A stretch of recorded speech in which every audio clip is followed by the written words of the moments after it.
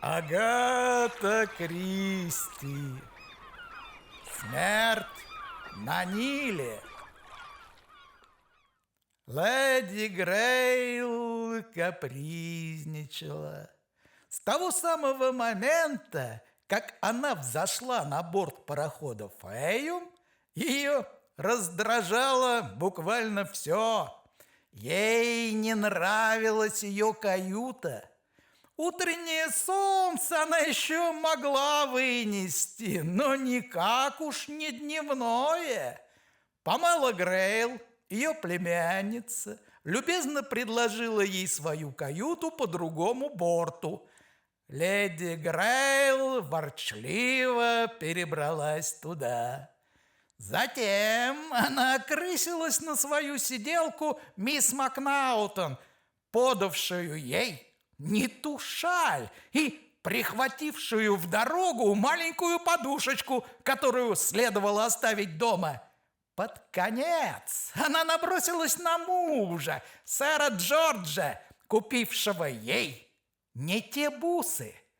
Она хотела лазурит, а не сердолик. Джордж – полный идиот. «Извини, дорогая, извини!» – заволновался сэр Джордж. «Сейчас схожу, поменяю, время еще есть!» Единственным, кто избежал бури, был личный секретарь ее мужа Безил Уэст. И то потому, что сердиться на него было решительно невозможно. Его улыбка обезоруживала вас прежде, чем вы успевали открыть рот.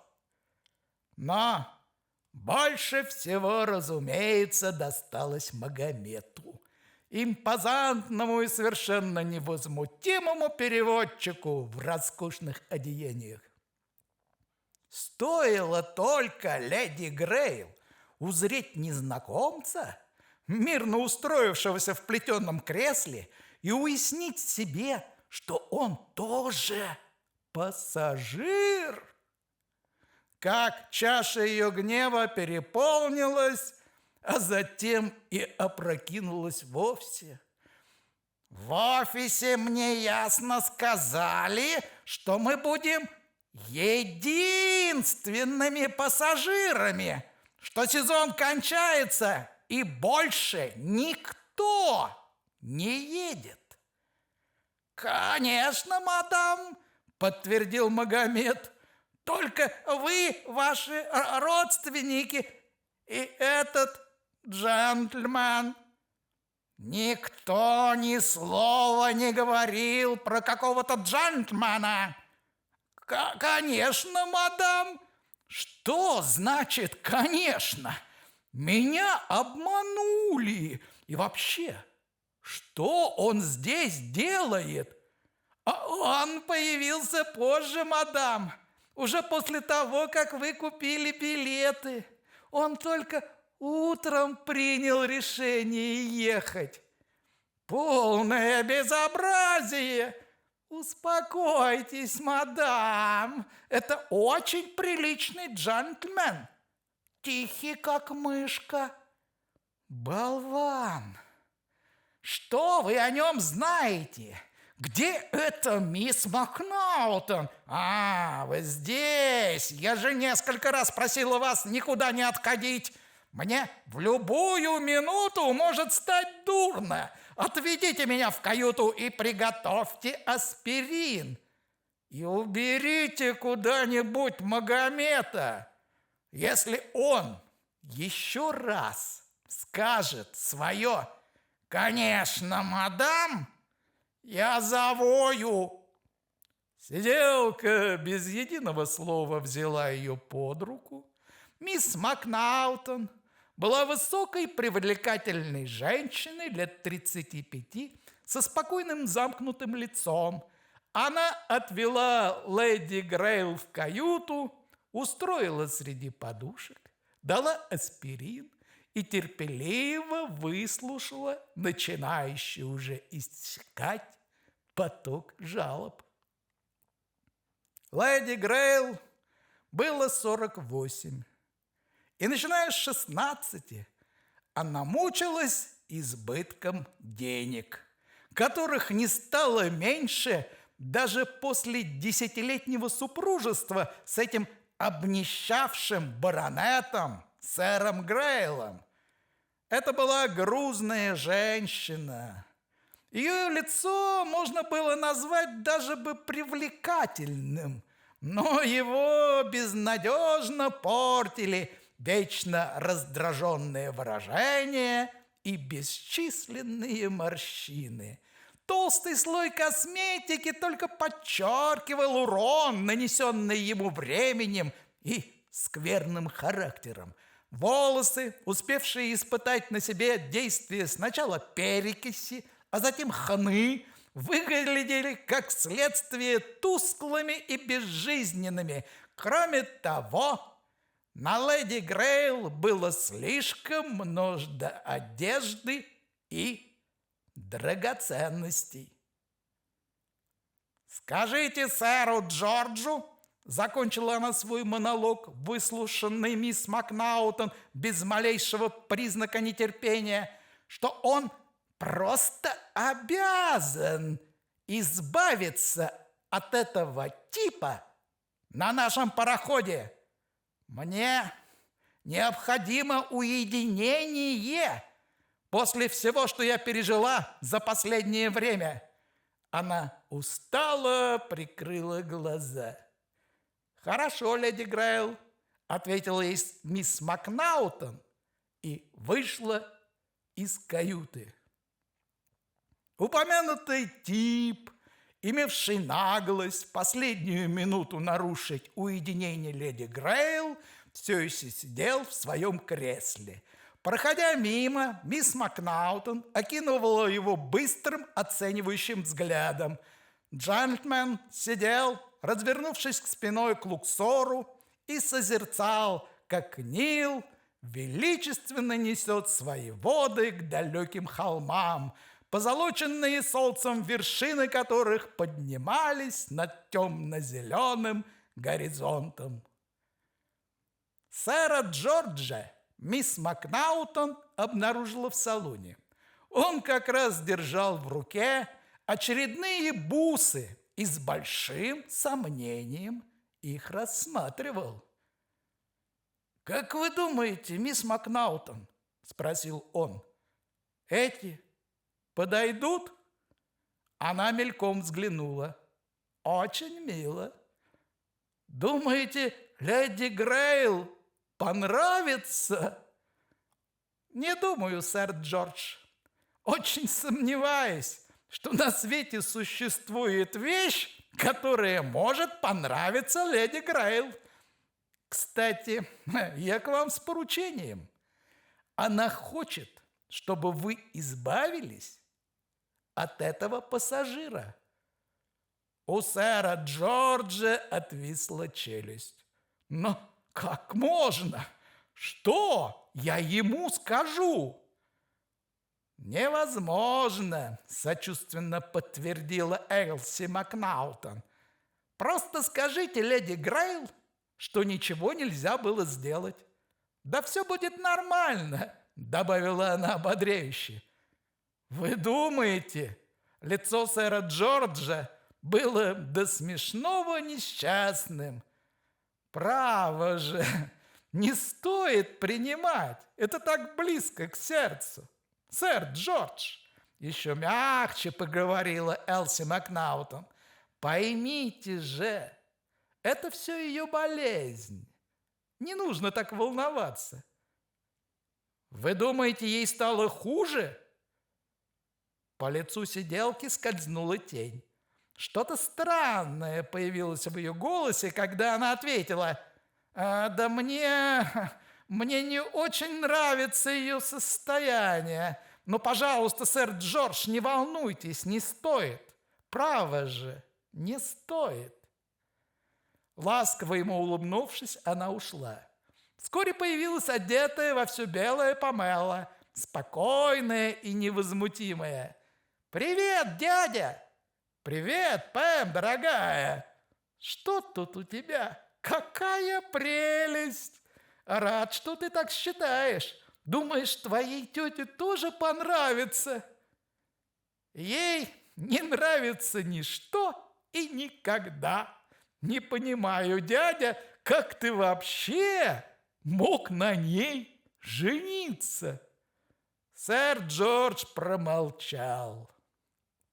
Перед его мысленным взором вихрем пронеслись смутные картины из прошлого, бесконечные проигрыши на скачках, назойливые кредиторы, привлекательная, хотя и властная женщина. «Бедняжка!» – заставил его очнуться голос Памелы. «Наверное, тебе солоно пришлось. Но мы оба натерпелись от нее, верно?» «Ну, пока она не заболела», – начал сэр Джордж, но Памела тут же его перебила. «Да не болеет она вовсе, точно тебе говорю. Во всяком случае, это нисколько не мешает ей делать все, что ей хочется. Господи, да пока ты был в Асуане, она прыгала не хуже кузнечика. Готова поспорить, мисс Макнаутон тоже считает ее симулянткой». «Даже не представляю, что бы мы делали без мисс Макнаутон», – тяжело вздохнул сэр Джордж. «Да, а это свое дело знает», – согласилась Памела. «И хотя я от нее не в таком восторге, как ты, не спорь, пожалуйста, именно в восторге, она тебе кажется совершенством. В какой-то мере так оно может и есть, но только она темная лошадка. Никогда не знаешь, что у нее на уме, хотя со старой перечницей управляется очень ловко. Послушай, Пэм, ты не должна так говорить о своей тете. Черт побери, вспомни, сколько она для тебя сделала. Ну да, оплачивает наши счета и все такое. Только все равно это мучение, а не жизнь». Сэр Джордж поспешно сменил тему на более безобидную.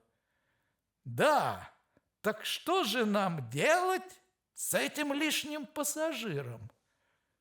Твоя тетя не желает видеть на пароходе посторонних». «Ничего, как-нибудь переживет», – холодно ответила Памела. «По-моему, вполне приличный человек. Вылитый архивариус на покое, если такие еще существуют. Некто Паркер Пайн. Забавно, но, кажется, я где-то слышала это имя.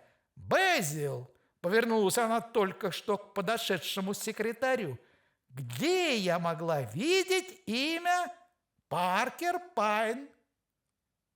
«На первой странице «Таймс», в колонке объявлений», – не задумываясь, ответил молодой человек. «Счастливы ли вы? Если нет, обращайтесь к мистеру Паркеру Пайну». «Не может быть! Ха-ха! Ужас, как интересно! Если заставить его до самого Каира выслушивать все наши несчастья!» «Мне нечего было бы ему сказать», – ответил Безил Уэст с удивительной простотой. «Мы же отправляемся вниз по Великому Нилу, будем осматривать храмы». Он быстро оглянулся на сэра Джорджа, который уткнулся в газету. «Вместе». Последние слова он едва выдохнул, но Памела услышала их и ответила ему понимающим взглядом. «Ты прав, Безил», – весело сказала она. «Нужно наслаждаться жизнью». Сэр Джордж сложил свою газету, поднялся и вышел.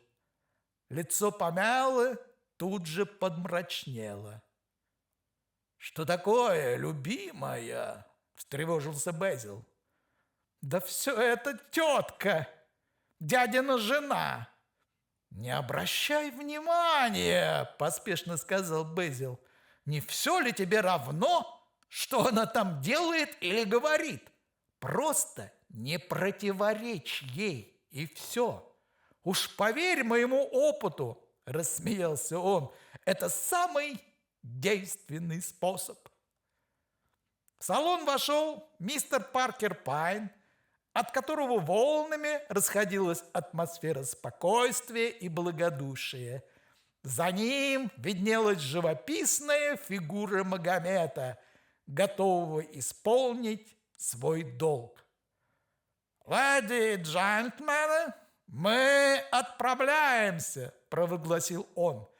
«Через несколько минут по правому борту нашего корабля вы сможете увидеть храмы Карнака. А пока я расскажу вам историю про маленького мальчика, который вышел купить немного жареной баранины для своего отца». Мистер Паркер Пайн промокнул лоб. Он только что вернулся с осмотра храма Дендеры. Поездка на осле, упражнение, совершенно противопоказанное при его комплекции. В этом он убедился. Он же снимал воротничок, когда его внимание привлекла оставленная на зеркале записка. Развернув ее, он прочел: «Уважаемый сэр, буду признательна, если вы воздержитесь от посещения храма Абидоса и останетесь на корабле, поскольку я хочу с вами проконсультироваться. Искренне ваша Ариадна Грейл». Широкое благодушное лицо мистера Паркера Пайна расплылось в улыбке.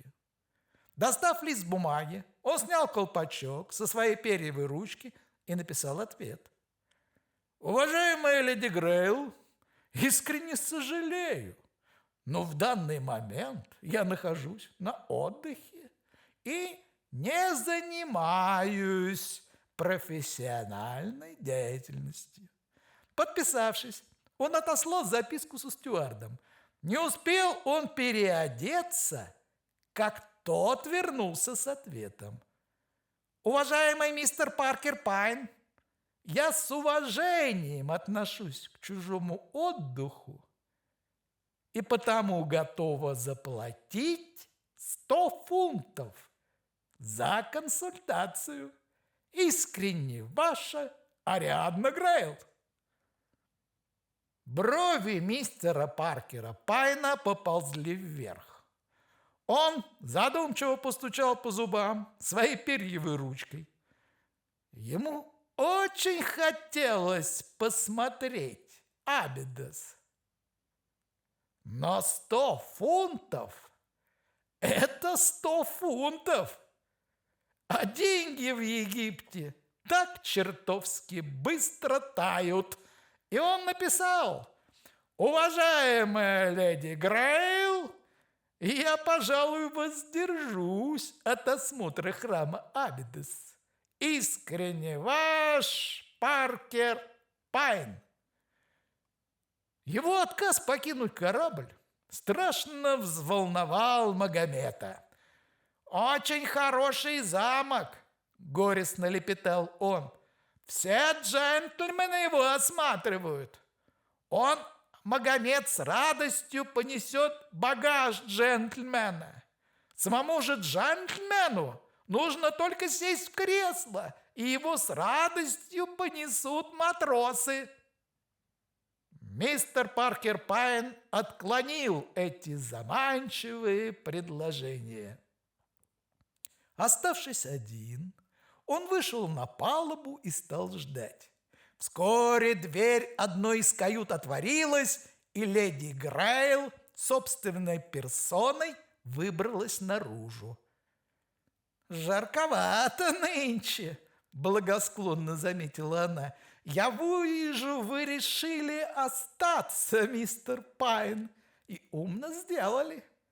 Давайте выпьем чаю в салоне». Мистер Паркер Пайн поспешно поднялся и двинулся вслед за ней. Любопытство ему было не занимать. Однако леди Грейл никак не хотела или не решалась перейти к делу. Она болтала о том и об этом, но, наконец, вдруг совершенно другим тоном заявила: «Мистер Пайн, все, что я здесь скажу, должно остаться исключительно между нами. Я могу быть в этом уверена, не правда ли?» «Разумеется». Леди Грей промолчала. Мистер Паркер Пайн ждал. Наконец она глубоко вздохнула и выпалила: «Я хочу знать, пытается мой муж отравить меня или нет?» Мистер Паркер Пайн ожидал от нее чего угодно, но только не этого. Он даже не стал скрывать своего изумления. «Это очень серьезное обвинение, леди Грейл». «Вот что, мистер Пайн, я не дурочка и не вчера родилась. Кое-что мне очень подозрительно. Как только Джордж уезжает, мне становится лучше. Нормализуется пищеварение, и я чувствую себя совершенно другим человеком. Этому должно быть какое-то объяснение». «Все это очень серьезно, леди Грейл. Не забывайте, я ведь не детектив, а, если угодно, знаток человеческих чувств». «А я что же, по-вашему, не человек?» – оборвала ее леди Грейл. «Вы понимаете, что я не могу относиться к этому спокойно? Мне не полисмен нужен, мистер Пайн. Слава богу, я сама могу за себя постоять. Мне уверенность нужна, понимаете? Я хочу знать. Я вовсе не злодейка и веду себя честно с теми, кто честен со мной. Сделка есть сделка. Я свою часть выполнила, долги мужа заплатила полностью и никогда его в средствах не ограничивала». Мистер Паркер Пайн поймал себя на том, что ему по-настоящему жалко сэра Джорджа. «Что до девушки, — продолжала леди Грейл, — она получила то и другое, и третье. Одежду, вечеринки, все, что я прошу взамен, это обычная благодарность». «Благодарность не покупается, — заметил мистер Паркер Пайн. — Чушь! В общем, так, выясните, что на самом деле происходит, и когда я узнаю...» Мистер Паркер Пайн заинтересованно поднял глаза. «Да, леди Грейл, что тогда?» «Это уж мое дело». Ее губы сжались. Поколебавшись немного, мистер Паркер Пайн сказал: «Простите, леди Грейл, но у меня сложилось впечатление, что вы не все мне сказали. Нелепое впечатление. Я совершенно ясно объяснила, что от вас требуется». «Да, но зачем?» Их глаза встретились. Первыми их опустила леди Грейл. «Мне казалось, это очевидно», — сказала она. «Нет, поскольку кое-что вызывает у меня сомнения. И что же это?» «Чего именно вы хотите? Чтобы я подтвердил ваши подозрения или опроверг их?» «Знаете что, мистер?» Леди Грей встала, дрожа от негодования. «В том-то и дело, что не знаю», — ласково отозвался мистер Паркер Пайн. Леди Грейл даже онемела от такой наглости. «О!» — только и смогла она выдавить, в ярости покинула комнату. Оставшись один, мистер Паркер Пайн погрузился в размышления. И погрузился так основательно, что даже вздрогнул, когда кто-то неожиданно уселся рядом. Подняв глаза, он обнаружил неизвестно откуда появившуюся мисс Макнаутон.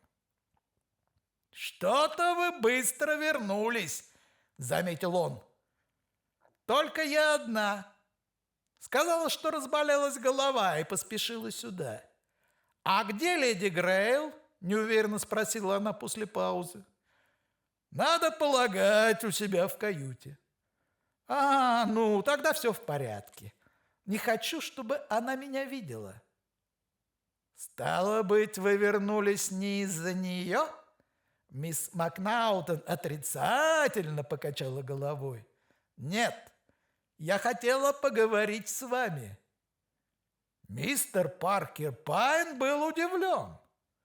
А мисс Макнаутон, у него сложилось твердое впечатление, как о человеке, безусловно способном самому решать свои проблемы, не прибегая к посторонней помощи.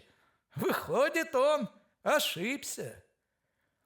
«Я наблюдаю за вами с тех пор, как вы здесь появились. Вы производите впечатление человека опытного и здравомыслящего, а мне нужен совет». «Простите, мисс Макнаутон, но вы, в свою очередь, производите впечатление человека, не привыкшего полагаться на чужое мнение». «Обычно да. Но я оказалась в очень сложном положении». Она замялась. «Не в моих правилах обсуждать своих пациентов. Однако в данном случае это представляется мне необходимым. Мистер Пайн, когда мы только выехали из Англии с леди Грейл, все было предельно ясно. Попросту говоря, ничего серьезного у нее не было. Не совсем так, конечно. Неподвижный образ жизни, чрезмерная роскошь все-таки скверно влияют на психику. И если бы сейчас леди Грейл пришлось ежедневно мыть полы или приглядывать за 5-6 ребятишками, это было бы совершенно здоровая и уж несомненно куда более счастливая женщина. Мистер Паркер Пайн кивнул. В больнице я насмотрелась на невротиков. Видите, леди Грейл нравится думать, что она больна. Таким образом, до недавнего времени мне оставалось только подыгрывать ей, проявлять как можно больше внимания и по возможности получать удовольствие от путешествия. «Весьма разумная тактика», — одобрил мистер Паркер Пайн. «Но, мистер Пайн, теперь все по-другому. Страдания, которые испытывает леди Грейл, сейчас абсолютно реальны. Вы хотите сказать, мне кажется, ее пытаются отравить. И давно вам это кажется? Уже 3 недели. Вы подозреваете какого-то конкретного человека? Нет, дрогнувшим голосом ответила мисс Макнаутон, пристально глядя в пол. А я говорю да, причем не кого-нибудь, а сэра Джорджа Грейла. «О, нет, нет, никогда этому не поверю! Он такой беспомощный, совершенно как ребенок. Он не способен хладнокровно убить человека». В ее голосе отчетливо зазвучала боль. «И однако вы не могли не отметить того факта, что с его отъездами состояние вашей пациентки улучшается и вновь ухудшается с его возвращением». Мисс Макнаутон молчала. «И какой же яд вы подозреваете? Мышьяк?» «Да, мышьяк или сурьма. И какие меры вы приняли?» «Теперь я проверяю все, что она ест или пьет». Мистер Паркер Пайн кивнул. «Кстати, — небрежно обронил он, — как вам кажется, сама леди Грейл ничего не подозревает?» «О, нет, уверена, что нет». «Ошибаетесь. Еще как подозревает. Что бы вы о ней ни думали, ее выдержке можно позавидовать», ответил он на изумленный взгляд мисс Макнаутон.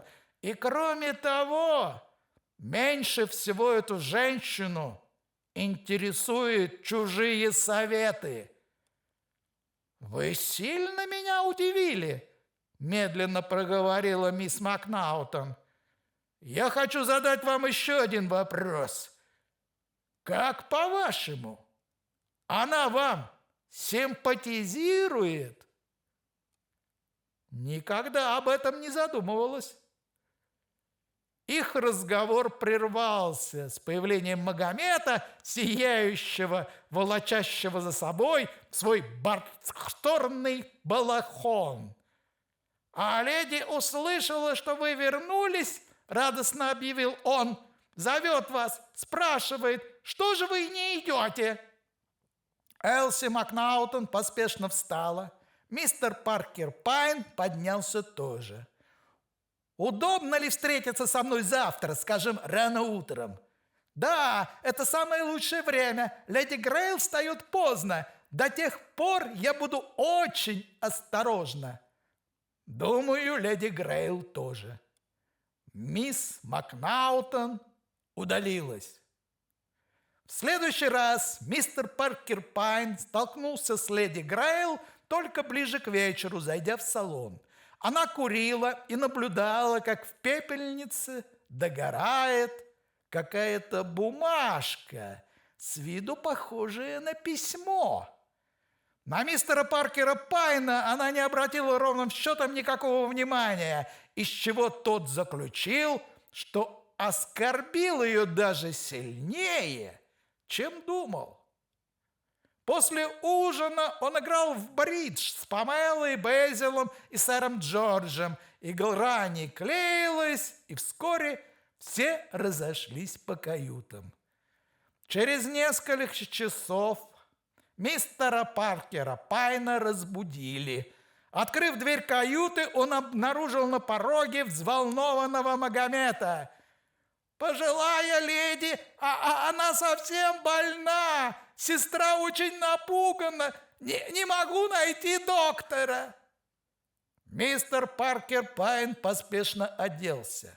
К каюте леди Грейл он подоспел одновременно с Безилом Уэстом. Сэр Джордж и Памела были уже внутри, горестно наблюдая, как Элси Макнаутон бьется над своей пациенткой. Когда мистер Паркер Пайн вошел, все было кончено. Тело несчастной выгнулось в последней мучительной судороге, на мгновение застыло и, обмякнув, откинулось на постель. Мистер Паркер Пайн тихонько выставил Памелу из каюты. «Какой ужас!» – всхлипнула девушка. «Какой ужас! Что, она уже умерла?» «Да, дитя мое, боюсь, это конец». Он слегка подтолкнул ее к Безилу. Из каюты вышел сэр Джордж. Казалось, что вот-вот упадет в обморок. «Я не думал, что она действительно больна, бормотал он. Никогда не думал. Мистер Паркер Пайн протиснулся мимо него в каюту.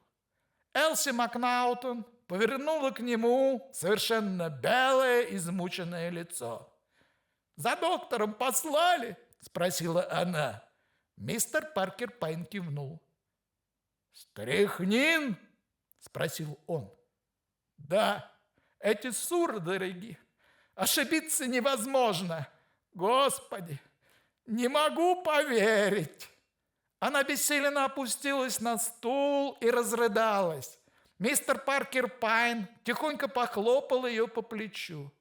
Неожиданно он застыл, пораженный внезапной догадкой, и стремительно, выйдя из каюты, направился в салон. Оказавшись там, он двинулся прямиком к пепельнице и, не колеблясь, запустил туда руку.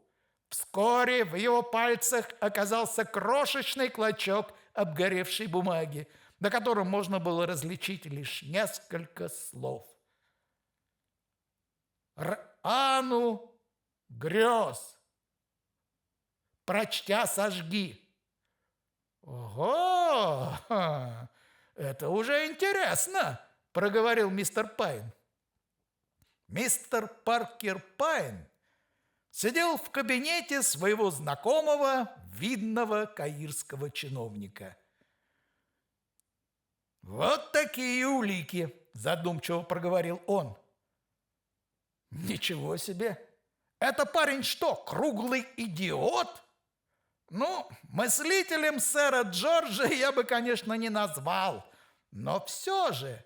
Да ладно тебе, все одно к одному.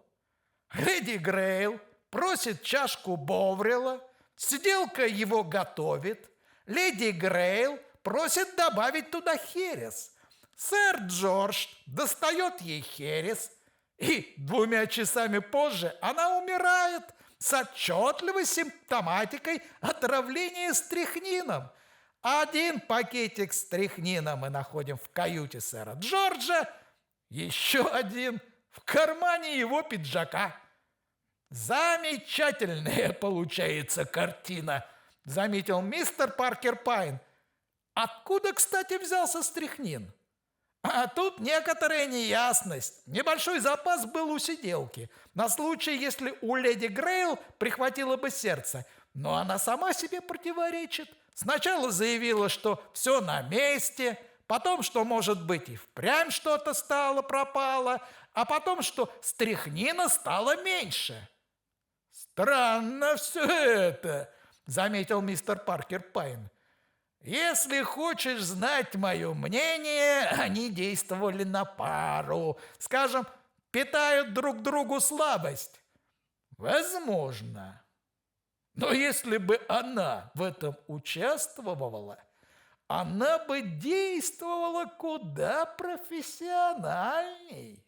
В конце концов, она медик. Да, действительно. Если знать хочешь мое мнение, сэр Джордж действовал один, и теперь ему конец».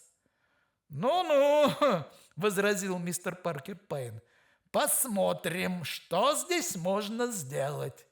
Для начала он разыскал Памелу. Та побелела от возмущения. «Дядя никогда бы этого не сделал! Никогда! Никогда! Никогда!» «А кто бы сделал?» – миролюбиво поинтересовался мистер Паркер Пайн. Памела доверительно к нему придвинулась. «Знаете, что я думаю? Она сделала это сама. Последнее время она была ужасно странная, грозила разные глупости». «Какие, например?» «Да совершенную дикость. Намекала, что между ней и Безилом что-то есть. А Безил и я, мы...» «Я заметил», — улыбнулся мистер Паркер Пайн. «Самый настоящий бред. Я думаю, она была очень зла на беднягу, я про дядюшку, и выдумала эту историю специально для вас, а потом подложила стряхнину в пиджак и в каюту и отравилась. Ведь бывали же такие случаи, правда? «Бывали», — согласился мистер Паркер Пайн, «но не думаю, что леди Грейл могла поступить подобным образом. Это, если позволите, не в ее стиле. Но ее больное воображение. А вот об этом я сейчас и побеседую с мистером Уэстом». Молодой человек оказался в своей комнате и с готовностью все объяснил. «А видите ли, я прекрасно понимаю, как дико это звучит, но леди Грейл попросту в меня влюбилась. Вот почему я и не решался рассказать ей о нас с Памелой. Она тут же заставила бы сэра Джорджа меня уволить. Ее собственное объяснение кажется вам правдоподобным?» «Ну, в общем, да», – неуверенно ответил молодой человек. «Но все же не слишком», – спокойно возразил мистер Паркер Пайн. «Нет, придется найти более убедительное». И, немного помолчав, добавил: «Думаю, добровольное признание для вас лучше всего». Он снял колпачок со своей перьевой ручки, вытащил из кармана чистый лист бумаги и протянул молодому человеку. «Просто напишите, как все было». Безил Уэст вытаращил на него глаза. «Я? Какого черта? Что вы хотите этим сказать?»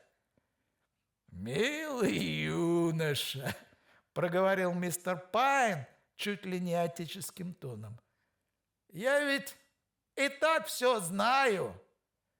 И как вы вскружили голову богатой леди, и как она мучилась угрызениями совести, и как вы влюбились в ее хорошенькую, но бедную племянницу, и как решили избавиться от леди Грейл, подсыпав ей в пищу стряхнин. Ее смерть наверняка бы списали на гастроэнтерит или на сэра Джорджа, поскольку вы заботились о том, чтобы приступы совпадали с его присутствием дома. Неожиданно вы обнаружили, что леди что-то подозревает, и даже поделилась со мной своими сомнениями. Вы на ходу меняете план, выкрадываете стряхнин из аптечки мисс Макнаутон, кладете пакетик в карман сэру Джорджу, другой подбрасываете в его каюту, остальное отсылаете обреченной леди, обещая этот порошок, что отправит ее в страну грез. Довольно циничная шутка.